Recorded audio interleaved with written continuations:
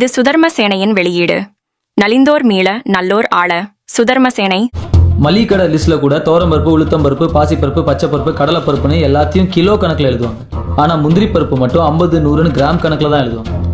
பாயாசத்தில் கூட அள்ளி போட மாட்டாங்க, கிள்ளி தான் போடுவாங்க.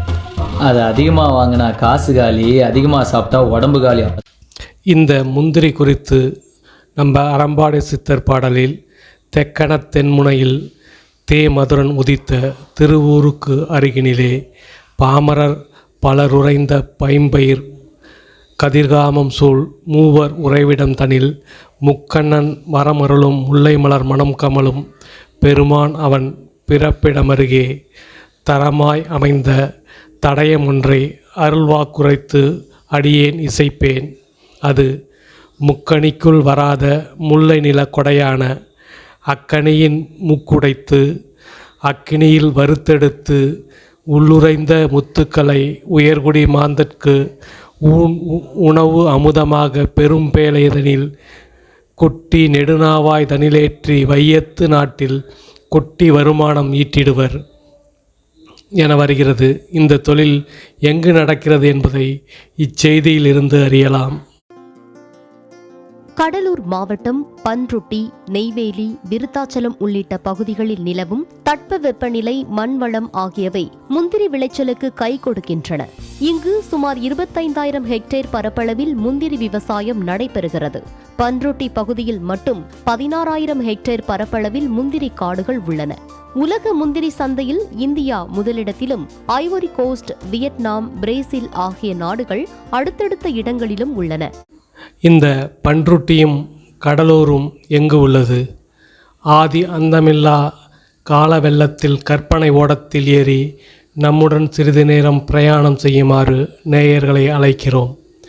வினாடிக்கு 1 நூற்றாண்டு வீதம் எளிதில் கடந்து இன்றைக்கு 1055 ஆண்டுகளுக்கு முந்தைய காலத்திற்கு சென்றால் தொண்டை நாட்டுக்கும் சோழ நாட்டுக்கும் இடையில் உள்ள திருமுனைப்பாடி நாட்டில் உள்ளது.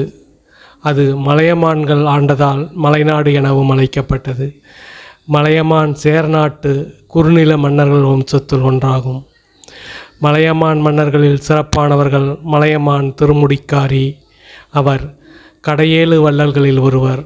மற்றவர் சூழிய ஏனாதி திருக்கண்ணன்.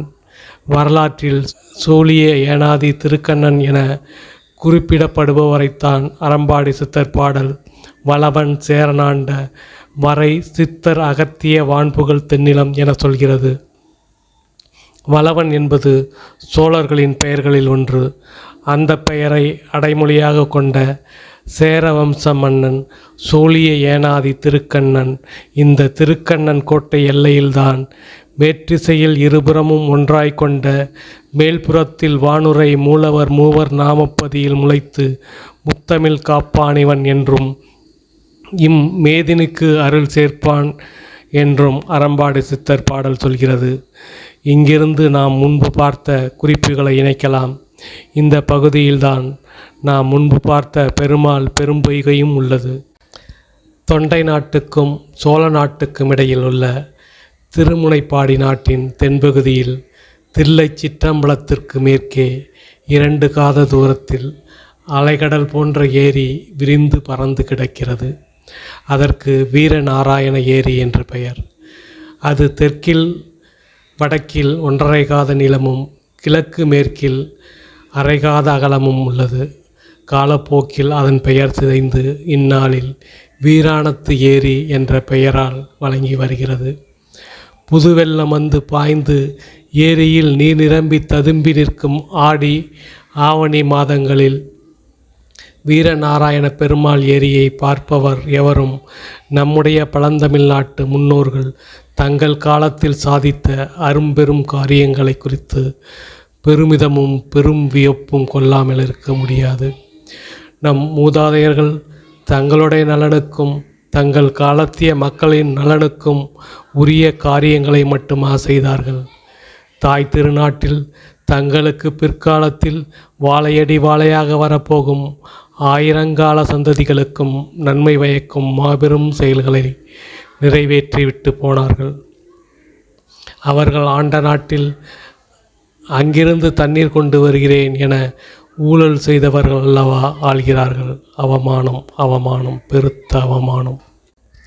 முக்கணிக்குள் வராத முல்லை நில கொடையான அக்கணியின் மூக்குடைத்து அக்கினியில் வறுத்தெடுத்து உள்ளுரைந்த முத்துக்களை உயர்குடி மாந்தர்க்கு உணவு அமுதாக பெரும்பேழைதனில் கொட்டி நெடுநாவாய் தனிலேற்றி வையத்து நாட்டில் கொட்டி வருமானம் ஈட்டிடும் கடலூர் பன்ருட்டியிலிருந்து ஒரு காலத்தில் வான் பொய்த்தாலும் தான் பொய்க்காமல் மாலனுறங்கும் மண்டபம் மேற்கே மலைவாழை மணக்கம் மணவீடே சிறக்கும் மகிழ்மண் செழிக்கும் கதலி கண் சிமிட்டி கரையெல்லாம் சிரிக்கும் நுரைததும்ப குடகு குய்ய மீன்ற புனல் குழலி புறப்பட்டு பொற்புடை சிலம்பு செல்வி பூத்த புகாரை தொடும் பொன்னி நதியை தரிசிக்க 2 பாதைகளில் வரலாம். ஒரு பாதை வடவாற்றை கடந்து கொள்ளிடம் ஆறு கடந்து நாம் முன்பு பார்த்த திருப்பனந்தாள் திருசேஞ்சலூர் வழியாக வந்து கும்பகோணத்தில் தரிசிக்கலாம். அல்லது சிதம்பரம் சீர்காழி வழியாக காவிரி கரைகளில் கொண்டாடப்படும் மிக முக்கியமான மற்றும் புகழ்பெற்ற திருவிழாவான துலா உற்சவ தீர்த்தவாரி கோலாகலமாக நடக்கும் மயிலாடுதுறையில் தரிசிக்கலாம்.